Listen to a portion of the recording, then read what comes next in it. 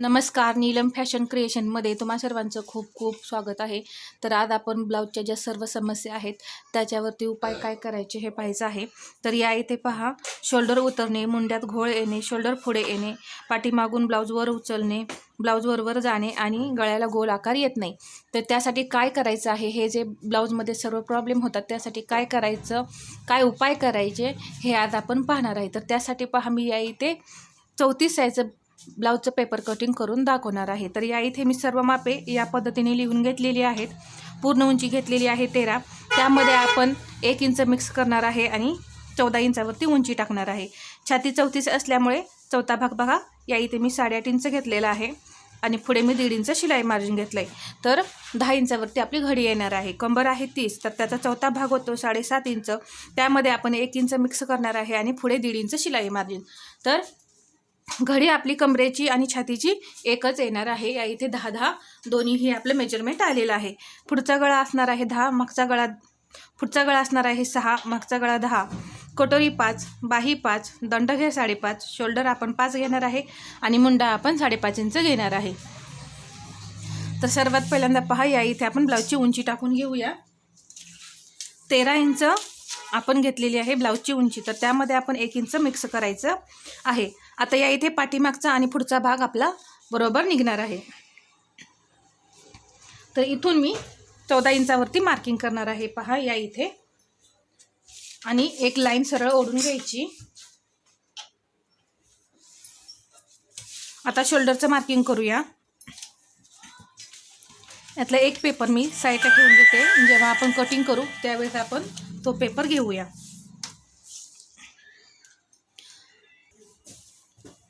तर shoulder deep गळ्यानुसार या इथे मी 5 इंच घेणार आहे. अजून एकदा आपण 5 इंचावरती मार्किंग करून घेऊया. 5.5 इंच या इथे मुंडीची मी उंची घेतली.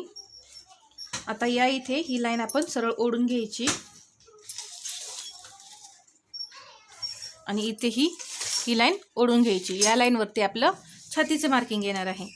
तर या इथे पहा, 8.5 इंच चौथा भाग आणि पुढे 1.5 इंच शिलाई मार्जिन मी घेतलं. आता कंबर 30 आहे, तर त्याचा चौथा भाग होतो 7.5 इंच. त्यामध्ये 1 इंच आपण टक्ससाठी मिक्स करायचं आहे. तर 8.5 इंच आलं आणि पुढे 1.5 इंच आपलं शिलाई मार्जिन घ्यायचं आहे. आपण हे पॉईंट आता जोडून घेऊया.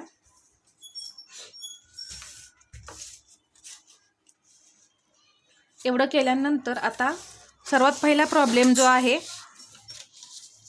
या इथे मुंड्यात घोळ जो येतो तो सॉल्व करूया.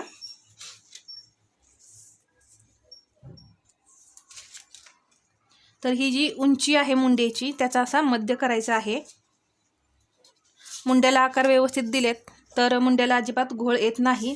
तर त्यासाठी कुठे कुठे पॉईंट घ्यायचे आहेत हे पहा. इथे मी अर्धा इंच घेणार आहे. इथेही मी अर्धा इंच घेतलेला आहे. इथे 8.5 छातीचा चौथा भाग आणि हे 1.5 इंच शिलाई मार्जिन आहे. हा मध्य केलेला आहे आपण. 1.5 इंचावरती आपल्याला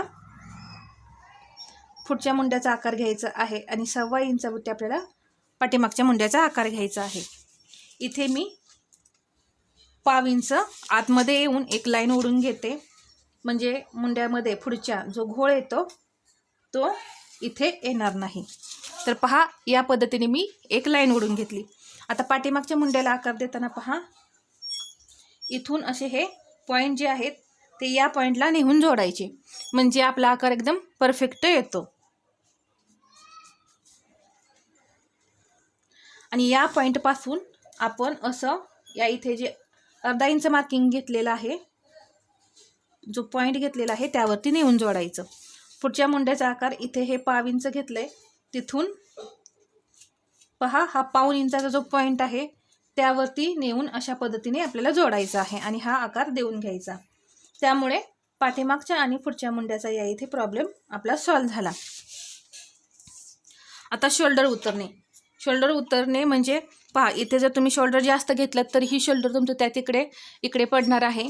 आणि गळारुंदी, मेन म्हणजे गळारुंदी, इथली गळारुंदी जर तुम्ही जास्त घेतली तर शोल्डर पडणार आहे. तर छोटी साईज असल्यामुळे आपण इथे 2 इंच गळ्याची रुंदी घ्यायची आहे. 38ला तुम्ही 2.25, 36ला 2.25, आणि 40मध्ये तुम्ही 2.5 इंच या इथे गळ्याची रुंदी घ्यायची आहे. पुढचा गळा 6 आहे. अर्धा इंच मी शिलाई मार्जिन मिक्स केलं आणि 6.5 इंचावरती मार्किंग केलं. इथून पहा 2.5 इंच मी घेतलेला आहे.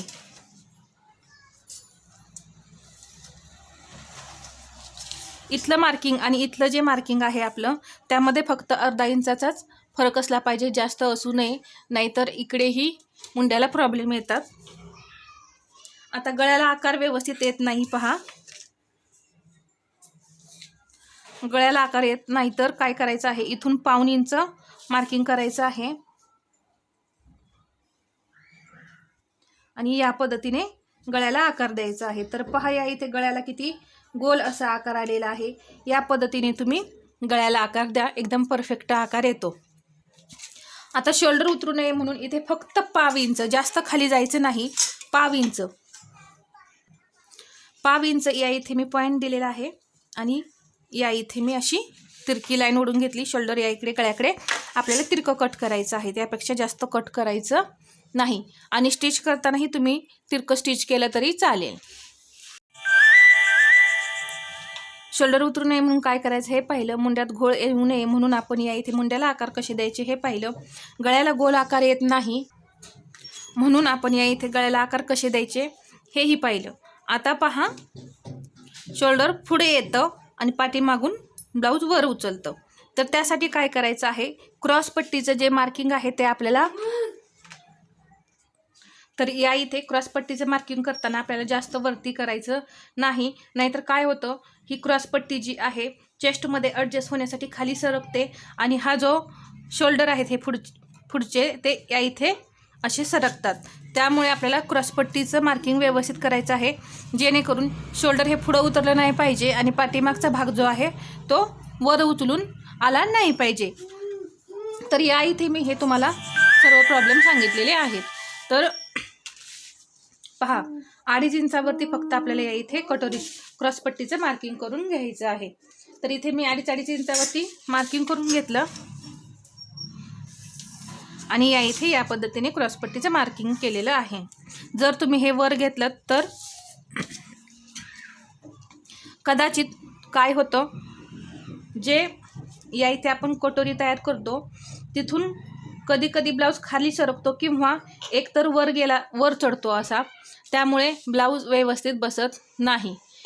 तर या इथे क्रॉसपट्टीचं मार्किंग ही बरोबर घेणं महत्त्वाचं आहे. इथे मी 1/2 इंच मार्किंग करणार आहे पहा क्रॉसपट्टीला आकार देण्यासाठी आणि इथून मी असा क्रॉसपट्टीला आकार दिला. क्रॉसपट्टी व्यवस्थित नाही घेतली की हे 2 प्रॉब्लेम होतात. एकतरी ब्लाऊज असा वरती सरकतो आणि चेस्ट खाली येते आणि नाहीतर मग चेस्ट ॲडजस्ट होण्यासाठी कटोरी आणि ही क्रॉसपट्टी जी आहे ती खाली सरकते आणि शोल्डर खाली येतात. तर त्यासाठी आपल्याला या इथे शोल्डर क्रॉसपट्टी जी आहे ती व्यवस्थित घ्यायची आहे. तर कटोरी पहा या इथे आपण 5 इंच घेणार आहे. आता कटोरीला गोल आकार येण्यासाठी या इथे काय करायचं आहे पहा, 5-5 इंचावरती असं 2 पॉईंट द्यायचे आणि ही एक सरळ लाईन आपल्याला ओढून घ्यायची आहे. लाईन ओढल्यानंतर इथे पहा 1 इंच वरती जायचं आहे आणि इथून आपल्याला अशी तिरकी लाईन ओढून घ्यायची आहे आणि असा कटोरीला फक्त आकार देऊन घ्यायचा आहे. इथून इथपर्यंत जास्तीत जास्त आपलं अर्धा इंचच अंतर राहतं, जास्त राहत नाही. पहा अर्धा इंचच भरलेला आहे. अशा पद्धतीने कटोरीला आकार दिल्यामुळे काय होतं, इथला जो गॅप आहे तोही भरपूर राहतो आणि कटोरीला आकारही एकदम परफेक्ट येतो. या इथे तुम्ही कटोरी पाहू शकता एकदम परफेक्ट आपली आलेली आहे. तर आता आपण हे कटिंग करून घेऊया. तर पहा मी या इथे हा बॅक पार्ट असा ठेवून घेणार आहे, म्हणजे आपले दोन्ही जे पार्ट आहेत ते बरोबरीने निघले पाहिजेत. आता आपण हे कट करून घेऊया.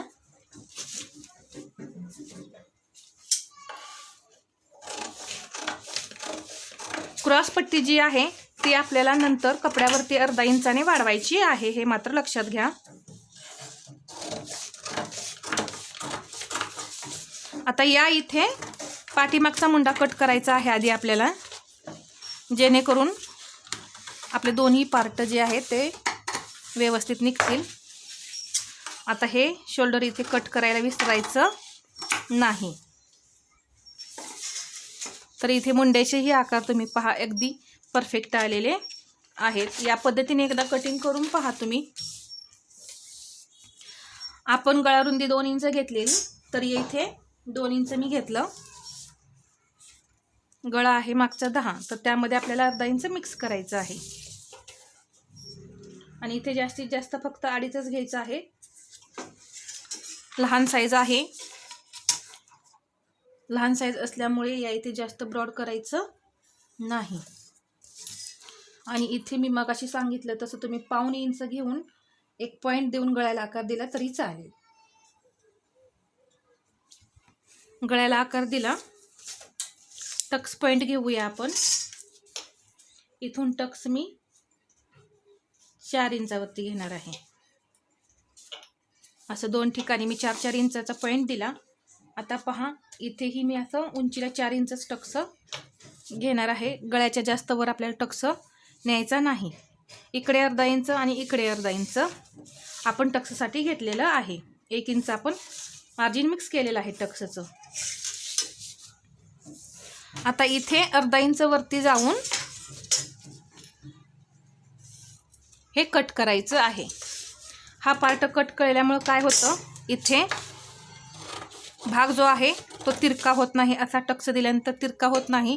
आणि हा जो कपडा आहे तो तिरका झाला की ब्लाऊज घातल्यानंतर वरती सरकतो असा होतो आणि इथे घोळ येतात इथे. तर त्यासाठी हा आपल्याला टक्स असा दिल्यानंतर कट करून काढायचा आहे. त्यासाठी आपण आधीच पेपरमध्ये कट करून काढतो. तर हा बॅक पार्ट आपला तयार झाला. फ्रंट पार्ट आपण कट करून घेऊया. तर इथून असं आपल्याला गळ्याला मुंढ्याला व्यवस्थित आकार देतच आपल्याला हे कट करून काढायचं आहे. तर आकार पहा या इथे मुंड्याचा किती छान आलेला आहे.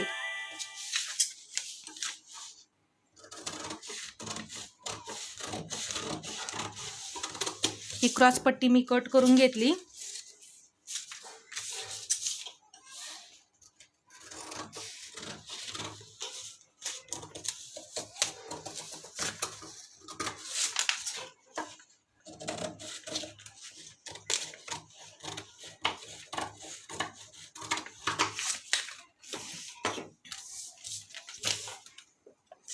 तर या इथे तुम्ही सर्वच पार्ट पाहू शकता. एकदम परफेक्ट असे आपले आकार आलेले आहेत. क्रॉस पट्टी, साईड पार्ट आणि ही कटोरी. तर आता आपण कटोरी वाढवून घेऊया. मी तुम्हाला या इथे सर्वच पार्टचं कटिंग दाखवणार आहे. व्हिडिओ थोडा मोठा होईल पण कुठेही स्किप करू नका, शेवटपर्यंत पहा जेणेकरून तुम्हाला एकदम परफेक्ट कटिंग करायला जमेल. तर इथे ही आहे अशी कटोरी आपण आहे ती ड्रॉ करून घ्यायची आणि आपल्याला वाढीव कटोरी काढायची आहे. या पद्धतीने ड्रॉ केल्यानंतर आता ही जी कटोरी आहे ती आपण 1.25 इंचाने वाढवणार आहे.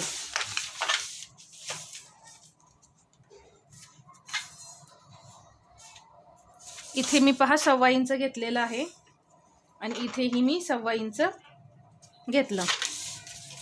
इथे अर्धा पाव इंच,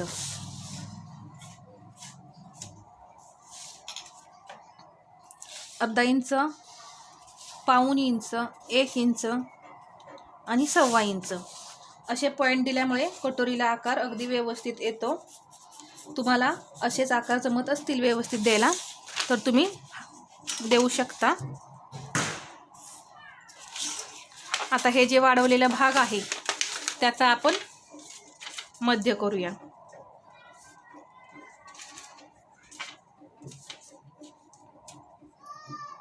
हा जो पॉइंट आहे तो असा समोर आला पाहिजे म्हणजे आपली कटोरी व्यवस्थित तयार होते.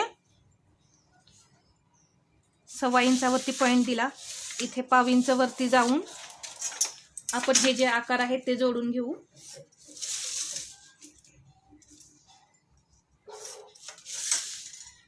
तर अशा पद्धतीने ही वाढीव कटोरी आपली तयार झाली. तर कट करून घेऊया.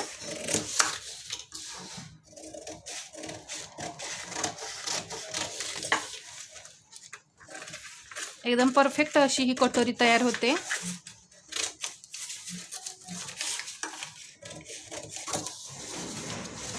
आणि टक्स देताना तुम्ही 1.5 आणि 2.5 असा द्या, कारण लहान साईज आहे. किंवा जास्त टोक दिसत असेल तर 2.25 इंच घेतलं तरी चालेल. आता बाही कटिंग करून घेऊया. छातीचा चौथा भाग या इथे मी घेणार आहे बाहीची रुंदी म्हणून. तर 8.5 इंच या इथे मी घेतलेला आहे. बाहीची उंची आहे 5, त्यामध्ये 1 इंच मिक्स करून 6 इंचावरती मार्किंग करून घ्यायचं आहे.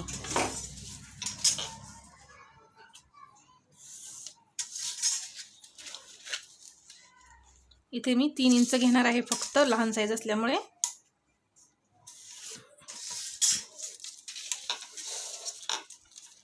एक इंच. आपण ब्लाऊजमध्ये 1.5 इंच शिलाई मार्जिन घेतो म्हणून इथे 1.5 इंच घ्यायचं.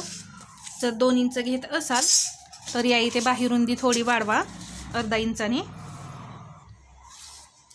तिरकी रेष ओढून घेतली तर बाहीला परफेक्ट आकार येतात. अशा पद्धतीने पहा,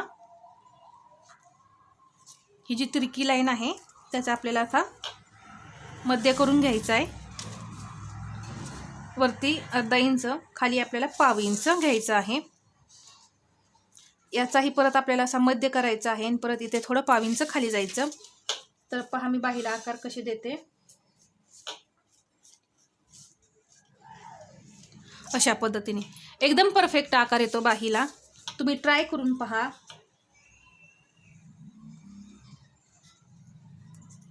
आता पुढचा आकार जो आहे